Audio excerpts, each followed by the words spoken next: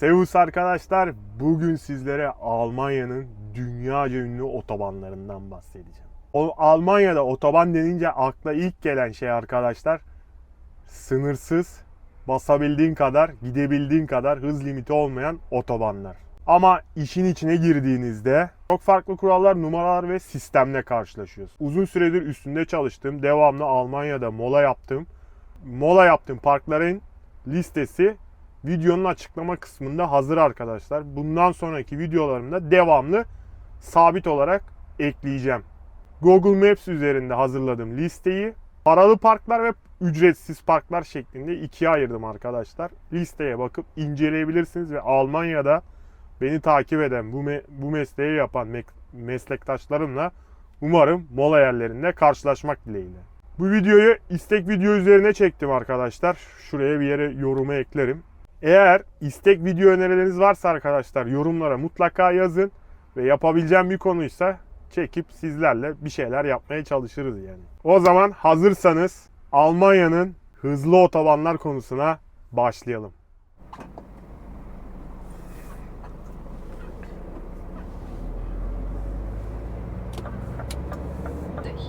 Şimdi ufaktan arkadaşlar neredeyim? Nürnberg'e doğru gidiyorum. A9 üzerindeyim.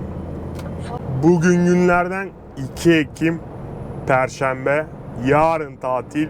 Bu hafta çok güzel bir hafta. 3 gün evdeyim ve hafta içi de Galatasaray Liverpool'u 1-0 yendi. Keyifli bir hafta ve keyifli bir hafta sonu geçireceğim yani. Ben konuları madde hazırladım arkadaşlar. Hazır direkt A9 demişken size direkt başlayayım buradan. 1. Otoban numaraları. Almanya'da otobanlar A harfiyle başlar arkadaşlar. A'dan 99'a kadar 100, 105 sıraya kadar gider yani. Sıralaması bu şekilde. Bilginiz olsun. Örneğin A7 otobanı Almanya'nın en uzun otobanıdır. Kuzeyden güneye ya da güneyden kuzeye kadar uzanır. A9 da arkadaşlar şu an kullandığım otoban Berlin'den Münhen'e kadar gider. Nürnberg'e de gider yani. Burası da güzel bir otoban. A3 otobanı da arkadaşlar o da uzun bir otoban Almanya'nın. Hollanda sınırından başlar Passau'ya kadar gider yani. O A3'ün üzerinde Köln, Frankfurt, Nürnberg, Duisburg bu tarz şehirleri görebilirsiniz yani. Regensburg'u da eklerim. Ve bu otoban Sıla yolun ana hattıdır yani. En çok kullanılan yoldur yani. Almanya'nın en aktif otobanlarından birisidir. Kısacası belirli numaraları ezberleyince insan az çok nereye gideceğini ve nerede olduğunu anlıyor yani kullandıkça. Bunu da belirteyim. 2. Ücretli yollar ve köprüler. Öncelikle tırlardan başlayayım arkadaşlar. Almanya otobanları tırlara ücretlidir. Otobüslere de aynı şekil. Kısacası 7,5 tonun üzerindeyseniz ücret ödemek zorundasınız. Bu nasıl hesaplanıyor? Bir cihaz var arkadaşlar. Maut diye geçiyor. Bizde sabit. Hani her tırda bulunan sabit yukarıda şurada. Her tırda var arkadaşlar ya da 7,5 ton üzerindeki her araçta mutlaka bu cihaz olması gerekiyor. Şurada yukarıda belki kameradan gözüküyordur. Yukarıda böyle toll ticket yazar. Ben o gözükmüyorsa onu ekstra eklerim diye düşünüyorum unutmazsam. Bu GPS ile takip ediliyor. Ona göre ücret hesaplanıyor. Önde de bir cihaz var işte GPS sinyalini oradan alıyor. Kullandığınız işte ne kadar otoyolda durduysanız kilometre başı ona göre ücret alıyor. Otomatikman oradan kesiyor yani. Mautlar da banka hesabına bağlı yani. Otomatik şekilde ödeme oluyor. Ücretler neye göre hesaplanıyor? Tonajın ağırlığına göre, dingil sayısına göre ve emisyon sınıfına göre işte Euro 1, Euro 2, Euro 3, Euro 4 falan diye gidiyor. Dingillerde 2, 3, 4. Tonaj da işte bulunduğunuz toplam ağırlığı yani. Yükle beraber tırın işte taşıtın yani. Tır diyeyim ya da otobüs. Ona göre hesaplanıyor. Mesela 40 tonluk tam dolu bir tırın her kilometre ücreti yaklaşık arkadaşlar 19 sent veya 24 sent arasında değişiyor. Ne kadar çok otobanı kullanırsanız o kadar çok ücret ödüyorsunuz. Ve fiyat teklifi verilirken veya alınırken bunlar da yükü teslim edilirken hesaplanıyor yani arkadaşlar. Bilginiz olsun. Binek araçların durumu. Gelelim arabalara. Almanya'da binek araçlara otoban tamamen ücretsizdir arkadaşlar. Yani aracınızla istediğiniz otobanı kullanabilirsiniz ve herhangi bir ücret ödemezsiniz. Yol, köprü vesaire hiçbir şekilde ücret ödemeden seyahat edebilirsiniz. Bu Almanya'yı Avrupa'da ayrıcalıklı kılıyor arkadaşlar. Tek Avrupa'da ücretsiz otoyol Almanya'da var. Ama örneğin Avusturya, Çekya, Macaristan, Slovenya, Fransa, İtalya'yı kullanırsanız buralara ekstra ücret ödemek zorundasınız. Aslında yıllardır bazen tartışılıyor bu. Binek araçlardan Almanya'da ücret almalı. Hem kendilerinden ya da yabancı plakalı olan araçlardan kesinlikle ücret almalıdır diye. Karar da aldılar. Hatta bunu kısa bir süre önce karar da aldılar. Uygulamaya sokacaklardı. Ama Avrupa Birliği Mahkemesi bunu iptal etti. Şimdilik hala bütün araçlara tamamen ücretsiz bir şekilde herkes seyahat ediyor Almanya otobanlarında. Peki karavan sahibisiniz arkadaşlar. Ya otomobilin arkasında çekiyorsunuz ya da Complete karavan. Complete karavan işte Sprinter, başka bir model tarzı falan diye gideyim böyle. 7,5 tonu aşmıyorsanız arkadaşlar herhangi bir ücret ödemek zorunda değilsiniz. Bunun da bilgisini verin. 7,5 tonu geçmiyorsanız tamamen ücretsiz arkadaşlar. 7,5 tonu geçiyorsanız ona göre cihaz alıp ona göre ödeme yapmanız gerekiyor. 3. Hız limitleri. Dünyada Almanya otobanı denince aklına insanların direkt hız limiti olmayan otobanlar aklına geliyor. Tamam, doğru ama böyle bir şey aklınıza gelmesi doğru. Çünkü bütün dünyada hız limiti olmayan tek otoyol Almanya'da var ama bu tamamen yanlış arkadaşlar. Almanya'nın %30 ya da %40 civarında hız limiti olmayan bölümleri var. Geri kalanı limitli. Ama Almanya'da önerilen hız 130 km arkadaşlar saatte. Kaza yaparsanız 130 kilometrenin üstünde sigorta şirketiniz karşılamayabilir. Suçu sizde bulabilir yani. Bunun da bilgisini vereyim. Almanya'da araç sahibi olanlar, yarın öbür gün Almanya'ya göç edenler ya da yaşayıp da hala bilmeyenler için önemli bir detay yani. 130'un üzerinde yaptığınız kazalarda suç oranı sizde de ararlar. Bir onda kusurda bir muhabbet var o kazalarda. Suçlu bulunursanız herhangi bir şey alamazsınız sigortadan. Sigortanızı yaptırırken ona göre yaptırın, belirtin yani. Tırların arkadaşlar zaten 90 kilometre bizim maksimum. 80 ile 90 arasında. Otobanlarda bizim hız limiti. Yani tır şoförleri olarak otobana çıktığınız zaman da hızlı olan araçlara dikkatli olun. Sinyal atar atmaz hemen orta şeride geçmeyin. Bir bakın arkanıza, hızlı gelebilir. Sinyali atın, bekleyin, ona göre çıkın. Arkadan aman Allah korusun gelip birisi size vurmasın yani. Hız limiti yok diye de arkadaşlar tabelaları takip edin. Radarlar var, sabit radarlar, mobil radarlar.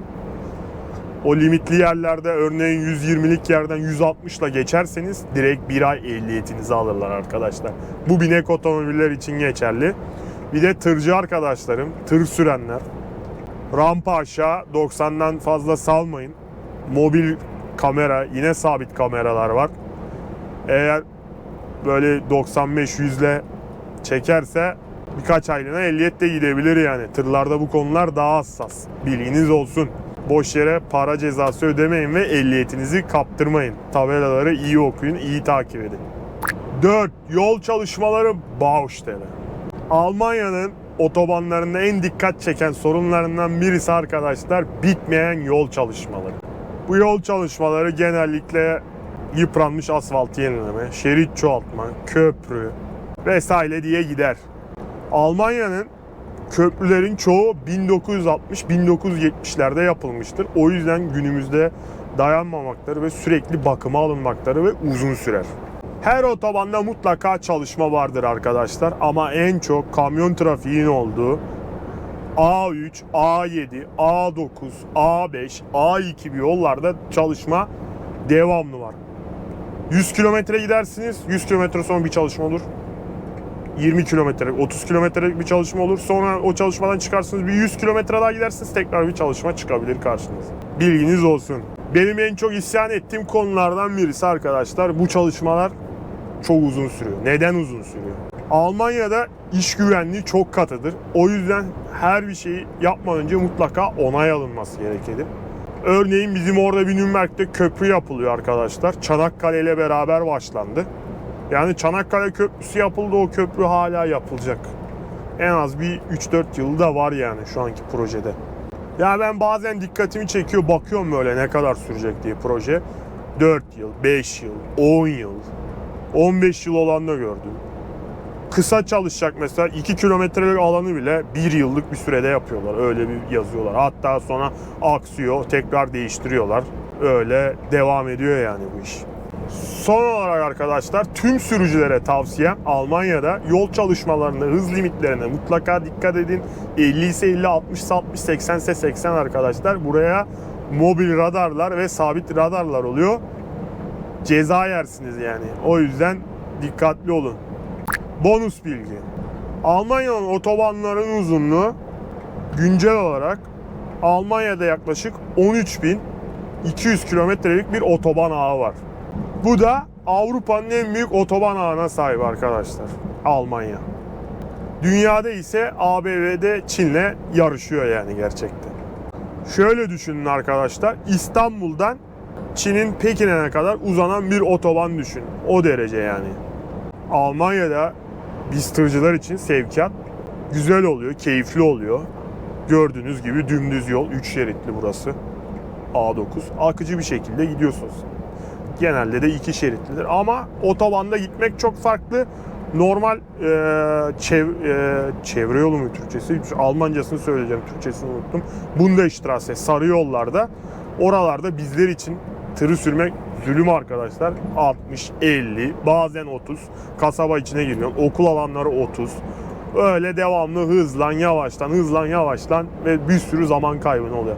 Ama otoyolda sevkiyatlar hızlı ve akıcı bir şekilde teslim ediliyor yani. Almanya'da en sevdiğim yönlerinden birisi bu. Tırcılık yaptığımdan dolayı söylüyorum bunu. Binek arabayla da seviyorum otoyolu ama tırcılık mesleği seçmemden en büyük nedenlerinden biri de otoban ağının iyi olması yani. Yorucu olmaması o kadar çok. Tabii ştavları falan, yol çalışmaları biraz sinir bozucu ama genel olarak %70, %80 arkadaşlar akıcı bir şekilde teslimatlar oluyor yani. 5. Kendi deneyimlerim. Şimdi arkadaşlar A3 otobanı bize en yakın olandan başlayayım. Bu otobanı başta söylemiştim videonun başında. Tekrar hatırlıyorum. Sıla yolunun en aktif otoyolu. Bu otoyol arkadaşlar çok sıkıntılı bir yer. Her an kaza olabilir, her an her şey olabilir. Özellikle bizim Nürnberg'den çıkınca Würzburg'a kadar 100 kilometrelik bir yol var. Yani 70-100 kadar 100 kilometre, bunun 70 kilometresi yol çalışması arkadaşlar. Çok sıkıntı. Orada yani her gün kaza oluyor. Zaten dar, ya sıkışıyorlar ya biri bariyere vuruyor oradan. Gece gündüz fark etmiyor. Kesinlikle potansiyel kaza riski çok yüksek yani. A3'ün sonra Frankfurt'tan Köln arası da. Orası da çok riskli. Orada biraz rampalar var. Yukarı aşağı. Orada da çok sıkıntılar çıkıyor. Elektrikli araba yananı görmedim. Tır yan yatmışı gördüm. Tır tarlaya uçmuş. Orada yani. Her zaman illa bir şey oluyor otoyolda. Sonraki otoyol A6. Almanya'nın en tehlikeli potansiyel kazaya sahip yine otoyollarından biri arkadaşlar. Heilbronn-Nürnberg arası. İnanılmaz sıkıntı. Bitmeyen yol çalışması var. Yolu bir ara yaptılar, açtılar. Sonra tekrar çalışmaya aldılar. Neyse. Orada da çok ciddi kazalar oluyor. Her zaman kaza var. Ya tır devriliyor, ya tırla çarpışıyor, ya otomobil yanıyor. Bir şeyler oluyor. Bir de en sıkıntılı yeri A6 ile A5'in birleştiği Basel tarafına, İsviçre tarafına giden kısım.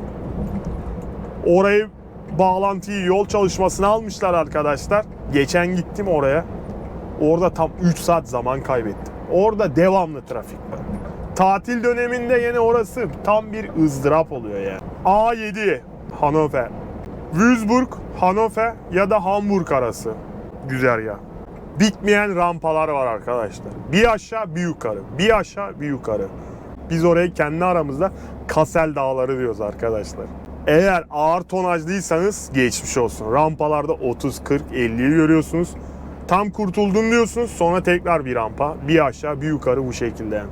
Çok yıpratıcı oluyor yani. Orada ben duydum hatta. Yani motoru yakan tırlar da varmış yani. Çok zorlayıp böyle vitesi devamlı düşür kaldır düşür kaldır. O yüzden orada fazla sınırları zorlamayacaksın. 30'sa 30 çıkacaksın rampanı, bakacaksın keyfine yani. Köln, Bonn, Düsseldorf, Essen, Leverkusen. Bu bölümde bulunan otoyollar arkadaşlar A57, A3, A59 gibi örnek veriyorum. Buralar birçok büyük şehir yakın birbirine olduğundan dolayı devamlı trafik var. Bunun da nedeni bitmeyen yol çalışmaları. Orada herhangi bir oradan kaçayım başka otoyola gireyim diyorsam yine bir çalışma. Çok ciddi bir sorun yani. O alana ben girince direkt sinir stres oluyor. Kaçamıyorsun yani. İmkanın yok. Mecbur bekliyorsun. Alternatifin yok. Alternatifin var ama alternatif de yol çalışmasında. Sıkıntılı yerler yani. Ben orada yaşayanlara sabır diliyorum gerçekten. Almanya'nın en berbat kısımları yani. Trafik konusunda. Bitmeyen trafik. Direkt nokta. Devamlı. A8 Karlsruhe Stuttgart arası. Ya da A8 Münih'e kadar arkadaşlar. İlk önce şöyle diyeyim. Karlsruhe Stuttgart arasında orada tam ortalarda, şu an kasabanın ismini aklıma gelmiyor. P ile başlıyor. Forschein mı? Proschein mı? Öyle bir şey. Orada bir yol çalışması var. 30-40 kilometre. Orası devamlı o otoyolu kilitliyor. Şansın yok. Bir de kaza maza alıyor. Tır yolda kalıyor. Bariyere çarpıyor. Tam bir facia yani. Devamlı kesinlikle. Sonra arkadaşlar A8'den Münhen'e yaklaşınca, A8'den Münhen'e yaklaşınca orada da klasik büyük şehir trafiği, Münhen'in bitmeyen trafik çilesi. Sabah ve akşam iş giriş çıkış saatlerinde tam bir cehennem yani. Bir de tatil döneminde. Sonra oradan Salzburg'a kadar da aynı şekilde devamlı yoğun yani. Biz tırcıların en nefret ettiği şey sollama yasağı var. Bazı tırlar ağır oluyor. 70-75-80 gidiyor. Sen de mecbur onların arkasından gitmek zorunda kalıyorsun. Sollayamıyorsun yükün hafif olsa bile. Çünkü devamlı hep sollama yasağı. Bunlar benim en çok kullandığım, aklımda kalan, çile çektiğim otoyol numaralar arkadaşlar. En favori otoyolum arkadaşlar şu an bulunduğum A9. Nürnberg'den Berlin'e kadar. Mükemmel abi. Tamam, bir Nürnberg'den çıkınca biraz rampalar var ama genel olarak o rampaları atlatınca Berlin'e kadar 3 şerit arkadaşlar. Gördüğünüz gibi akıyorsunuz. Dümdüz. Şehir gibi yol. Burada da kaza oluyor ama 3 şerit olduğundan dolayı pek fazla etkilenmiyor. Devamlı akıcı ve hızlı bir şekilde yol alıyorsunuz burada. Ve bu Leipzig'e de gelince, bütün Almanya'da hava şartları kötüyse Leipzig'e geldiğiniz anda bir anda güneşi de görebiliyorsunuz. İnanılmaz yani. En çok keyifle sürdüğüm otoyol A9 arkadaşlar. Almanya'nın otobanın gizli gerçeklerini ve sistemini sizlere anlattım bildiğim kadarıyla. Biraz araştırdım, biraz da kendi deneyimlerimi kattım. Güzel bir içerik olduğunu düşünüyorum. Hız limitleri, yol çalışmaları, ücretler, uzunlukları, bunlardan hepsinden bahsettiğimi düşünüyorum. Almanlar yine yapmış. Sadece asfalt değil arkadaşlar. Her birine numara koymuşlar. Yazmışlar, çizmişler. Tabelaları asmışlar. Şeritler güzel, yollar mükemmel. Bir de bu yol çalışmalarını biraz hızlandırsalar tadından yenmez gerçekten Alman otobanları. Siz de Almanya otobanlarını kullanmaya aktif başlayınca siz de bu sistemin düzeninin içine dahil oluyorsunuz ister istemez. Umarım bu videoyu isteyen arkadaşa bu bilgiler yardımcı olmuştur. Ve diğer merak eden arkadaşların da yardımcı olacağını düşünüyorum yani. Arkadaşlar videoyu beğenmeyi, yorum yapmayı ve kanalıma abone olmayı unutmayın. Şimdiden bunu yapan arkadaşlara teşekkür ediyorum. Diyeceklerim bu kadar. Bir sonraki videoda görüşürüz. Kendinize iyi bakın. Yolunuz açık olsun.